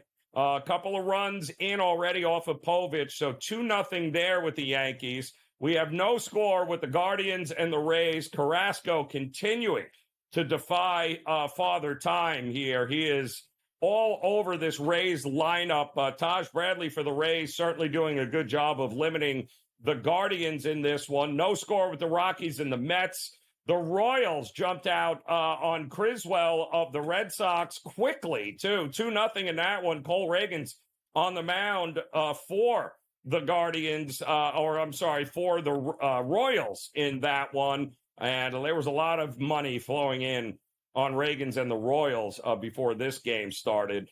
We still have about 30 minutes or so before the 8 o'clock games kick off, including the Cubs, Cardinals, as well as the Rangers and the Astros. And listen, I love the Brewers better than anybody, and I was a big fan of them. I thought they were a little undervalued heading into this season, where everyone just assumed that because Corbin Burns left and there were question marks about Woodruff and that this Brewers team was not going to win the Central, that the Cubs and Cincinnati would have been the teams to back. But having said that, how in the hell, in good conscience, is anybody running to the window to lay $2.60 against the Washington Nationals tonight with the Brewers? Like, I like them, don't get me wrong, Peralta on a mound, but no, absolutely not. Maybe Dave Sherapan has a few shekels on the Brewers here tonight, but that price is almost as bad as running to the window and laying $1.60-65 on the White Sox, Dave. I'm not sure what's worse right now, but I'm all over your Pirates here tonight at plus money, so I hope they deliver for us. Fingers crossed. Are you on them? This is a White Sox hat. Yeah, and the I White guess Sox not. jersey from back in the day. I've been on the money all week with the uniforms, but I've been wearing the Philly stuff every day. Listen, White Sox first 5, Crochet has been great in the first 5, but they lose the games he pitches. So you can win, I could win, everybody can win. That might be one of the plays. I like the game under for the total. Ooh. So, I mean, think about it. The team with the worst record in baseball, the White Sox. Yeah. Minus 165 right now, current numbers. Highs minus 170 today. Nothing makes sense. The weekend before the All-Star break, nothing makes sense. Ever. And, we'll see this. There'll be a couple probably big favorites that'll win. There's some ridiculous prices today, Joe. I'm looking at the board going, I don't even know where to begin. There's games late. I mean, the Cardinals coming up against the Cubs, big number, $2. $2 Peralta. What'd you say? 260. Woo! I mean, 260. Big chalk. Phillies today trailing right now. They were big. Wow, what was that? That closing price was 250. But there's some big numbers today. Some big numbers. There's obnoxious numbers here today. And even listen, we talked about this game last night with Scooble taking on. We thought it was originally going to be Glasnow, but Paxton was started it, and they've got a pretty big inning. They're getting to Scooble now. It's 3-2, top of the 4th. They got 2 outs though, but a Freddie Freeman solo shot, and now a couple of runs in. So this is 3-2, and maybe the Dodgers at plus money was not a bad look here tonight, Dave. Maybe not. And originally thought the total would be lower because we thought it was going to be Glasnow. Yes. It came 8.5 and then 8, and it sat at 8, and it's already 9.5 in game into 4th. If they don't extend this out, this thing's probably going to fly over. Yeah, the Dodgers plus money on a losing streak. I think a lot of people will naturally gravitate towards that. I was on MLB this morning with Matty V of Excursion, and we talked about Scooble. It's basically audition time. This start, his next start, Detroit's going to move him to the best price. So enjoy that while you can, Detroit, because it sounds like he's going to get traded. This is one of those situations. This weekend is so hard, both booking it, betting it, just trying to pick out. I think really a lot of times you find player props really successful this weekend because you got to know a guy's playing. Like trying to do it before is tough because if you don't get the lineups, the lines fluctuate all over the place. Yep. It's all about motivation in this time of year, especially coming out of the break.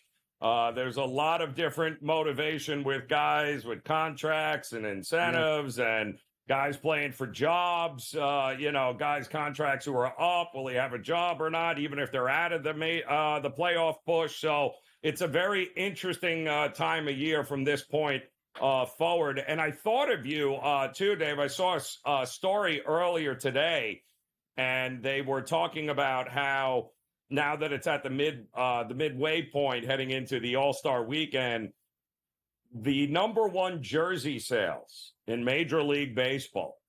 Obviously, Ohtani is at the top, not even remotely close, which I still haven't seen you wear that jersey. But number 2 and 3, would you believe Harper is right behind Ohtani as the most popular jersey? So you'd buy Harper, and then Judge is behind them. So Ohtani, Harper, and Judge. I mean, I get Ohtani, but Harper, really? Big market, successful team, and he's become Philadelphia. I mean, people love him. Yeah. My brother still lives there. Newbie. He's not really a baseball guy, but those Philly people are loyal. They buy the stuff. I got one. I mean, and Harper has ties here to Vegas. So between him and Bryson Stott, you see a lot of Philly stuff here in Vegas. It's one of those teams that a lot of people like. So not surprised. Really? And the Yankees are always up there. Yeah, Judge is always up there. And Ohtani's worldwide. I mean, they're buying Dodger jerseys everywhere. Japan, L.A., everywhere. Yep. That's Ohtani and Freddie Freeman, 3 of the top 20 most bought jerseys at this point in the year. Game Time Decisions returns after this.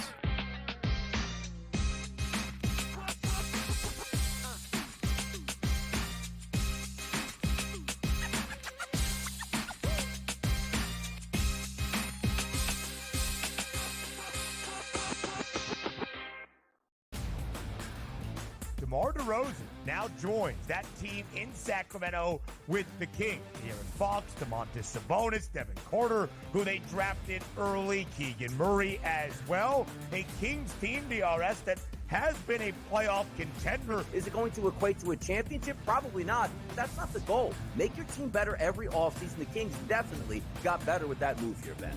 The Early Line. Only on SportsGrid.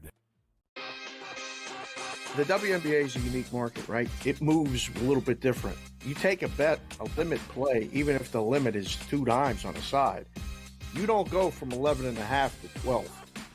You know what I mean? You got to go. Because if they bet you the second number, then you go, oh boy, now we have a decision that we really didn't think we got a big decision. Books love decisions. Game Time Decisions. Only on SportsGrid. It is Canada. Canada is one of those teams that's the darling of the tournament right now. They're still 9-1. To win a tournament, or even to advance far into a tournament like this, you need a bit of good fortune. And it doesn't matter if you're getting the good fortune that Canada has, where they played 2 matches where they were up a man, or you had the good fortune of Argentina, who's one of the best teams in the world, who just got on the good side of the draw. Newswire. Only on SportsGrid.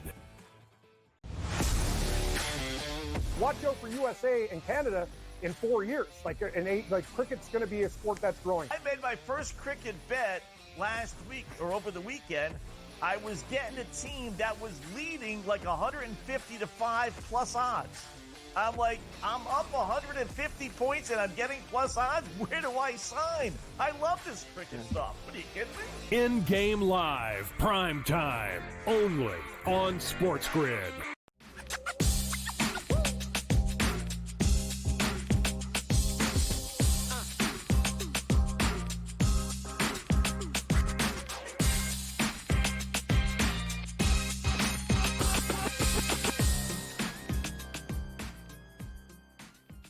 All right, welcome back in Game Time Decisions here on the Sports Grid Network. Joe Ranieri alongside Dave Sherpin. He'll be taking over at the top of the hour here for a little in-game live prime time. And it is a busy night in Major League Baseball, as these are the final games before the break. A little all-star game action on Tuesday here, but got a couple of pretty good ones here, Dave. And don't look now, but the Athletics are beating those Phillies and Bryce Harper 3-2 in that one, bottom of the 4th. Tigers beating the Dodgers 3-2. Tampa finally scored on Carrasco, by the way, 1-0 in that one.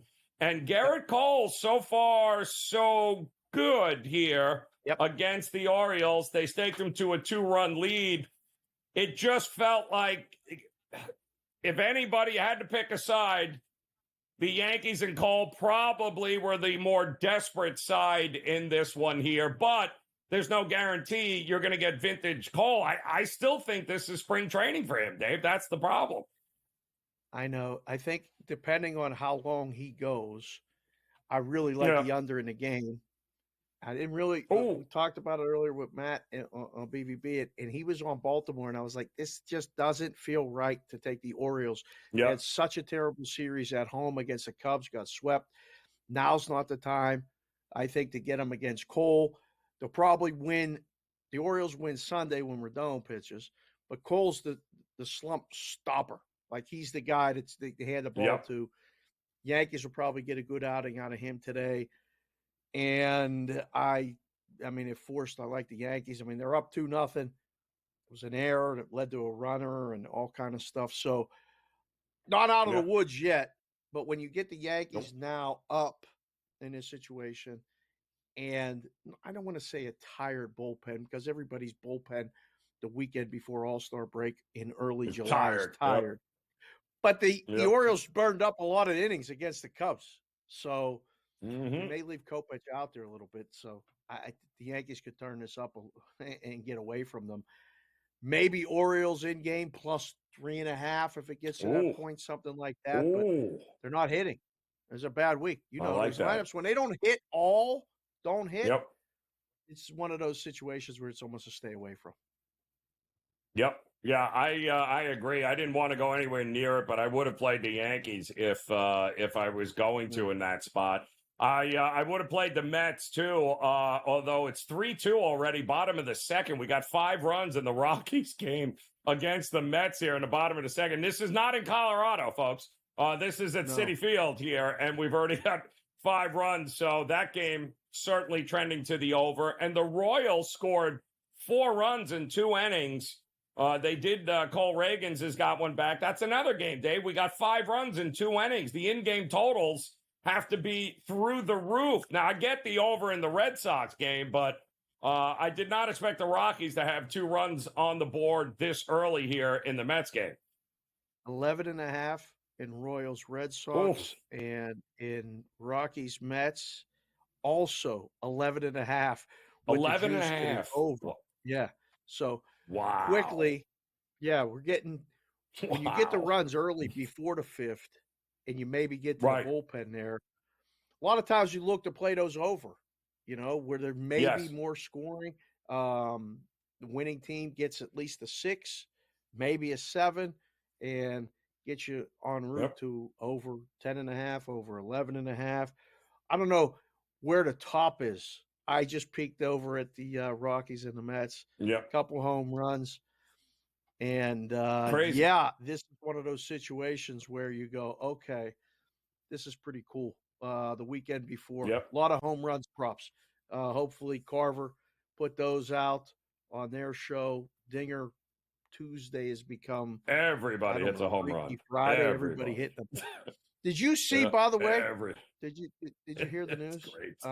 Tuesday All-Star game.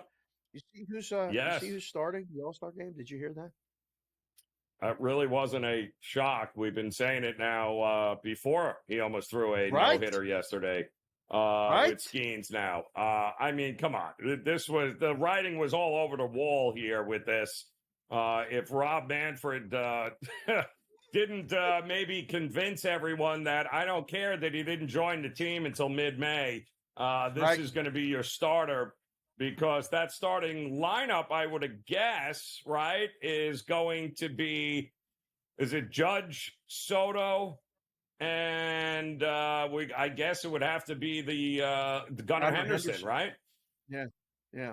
So listen, if there was anyone that was like on the fence about it, all Skeens did was go out and throw 7 innings of a no-hitter, right? Yeah, before, in his last start before the All-Star game. So somebody must have made a call, Torey Lovello. Listen, you got to start this kid. Call him up.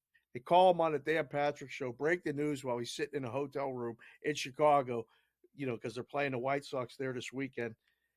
I love it. I absolutely love it. It's with the 5th rookie to start the All-Star game. It's a Pirate. It's just the makings of all of it for baseball, not just for Pirate fans. I mean, the guy was at LSU last year. And it was a big deal. College World Series to the mound starting for the National League in the Midsummer Classic. How can you not be romantic about baseball, bro? I love it.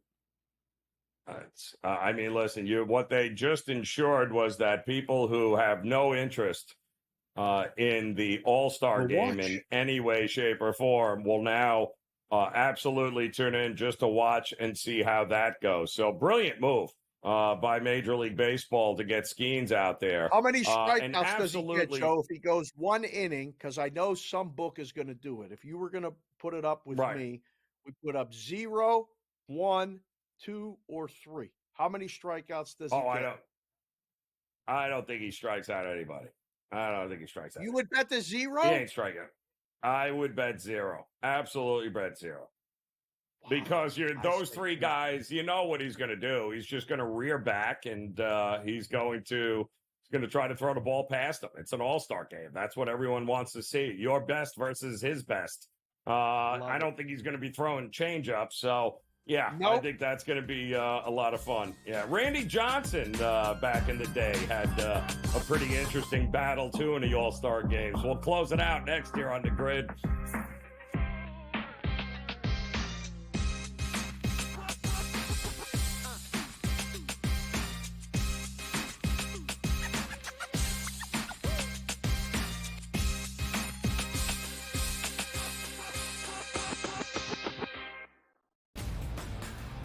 DeMar DeRozan now joins that team in Sacramento with the Kings. De'Aaron Fox, Domantas Sabonis, Devin Carter, who they drafted early, Keegan Murray as well. A Kings team, DRS, that has been a playoff contender. Is it going to equate to a championship? Probably not. That's not the goal. Make your team better every offseason. The Kings definitely got better with that move here, Ben. The Early Line. Only on SportsGrid. The WNBA is a unique market, right? It moves a little bit different. You take a bet, a limit play, even if the limit is 2 dimes on a side, you don't go from 11.5 to 12. You know what I mean? You got to go. Because if they bet you the second number, then you go, oh boy, now we have a decision that we really didn't think we got a big decision. Books love decisions. Game time decisions. Only on SportsGrid. It is Canada. You know, Canada is one of those teams that's the darling of the tournament right now. They're still 9-1. To win a tournament, or even to advance far into a tournament like this, you need a bit of good fortune. And it doesn't matter if you're getting the good fortune that Canada has, where they played 2 matches where they were up a man, or you had the good fortune of Argentina, who's one of the best teams in the world, who just got on the good side of the draw. Newswire. Only on SportsGrid. Watch out for USA and Canada in 4 years. Cricket's going to be a sport that's growing. I made my first cricket bet last week or over the weekend. I was getting a team that was leading like 150 to 5 plus odds. I'm like, I'm up 150 points and I'm getting plus odds. Where do I sign? I love this cricket stuff. What are you kidding me? In-game live, prime time, only on SportsGrid.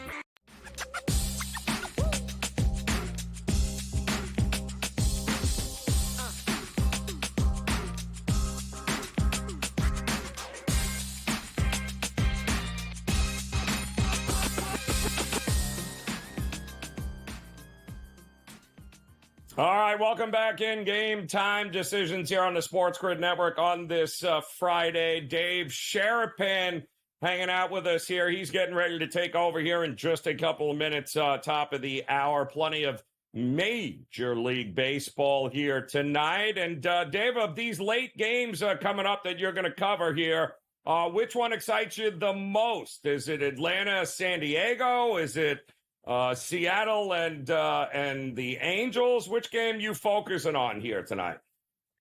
Well, San Diego's a small favorite over Atlanta, so we'll be kind of talking about that.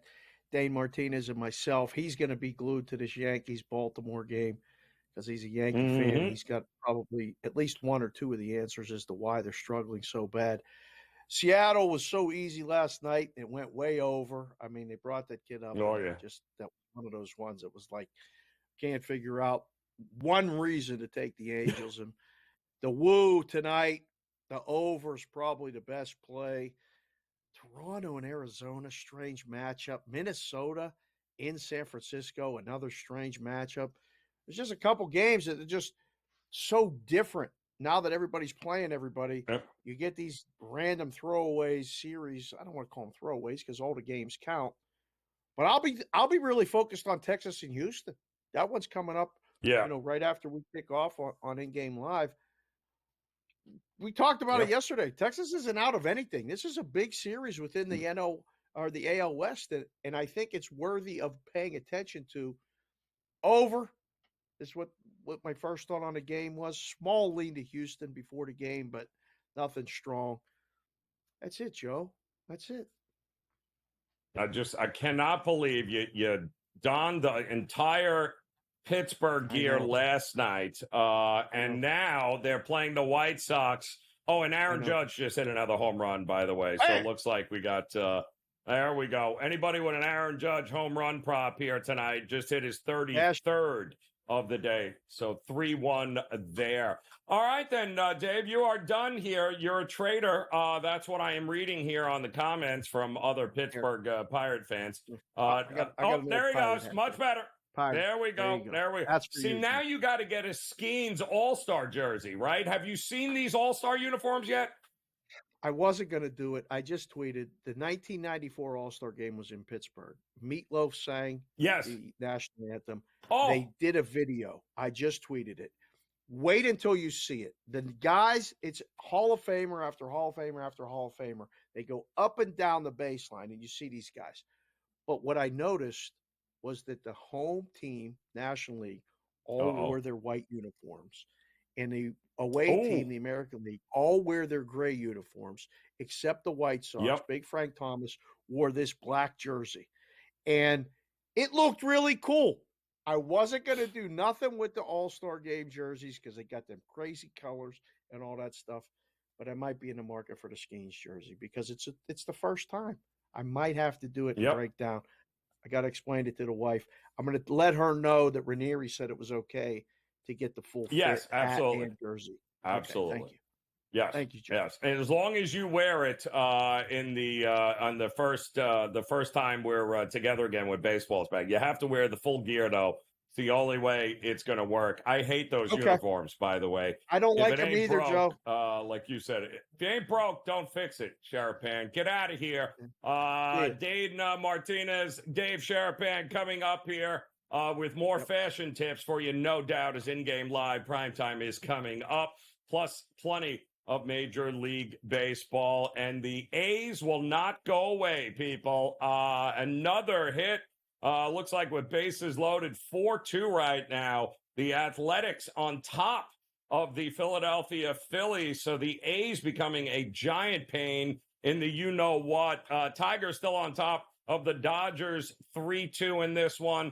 We told you about Judge in the home run, 3-1. Yankees on top of the Orioles. The Rays still leading just 1-0 over Carlos Carrasco and the Guardians. 4-1 Royals over the Red Sox. And this is probably going to come as a shock to many of you, but the Reds are beating the Marlins. Yes, the Marlins have absolutely no runs, but they don't have any hits either. The Reds have 3 runs on 4 hits, and we are getting ready in just a couple of minutes to see the White Sox and the Pirates take center stage, as well as the Rangers and the Astros. And we'll have all the action set up for you here as In-Game Live Primetime is coming up. Game time decisions. Well, we'll be back again tomorrow. Plenty of action across the weekend, and we will have you covered. So enjoy the rest of your night. We'll see you again tomorrow here on The Grid.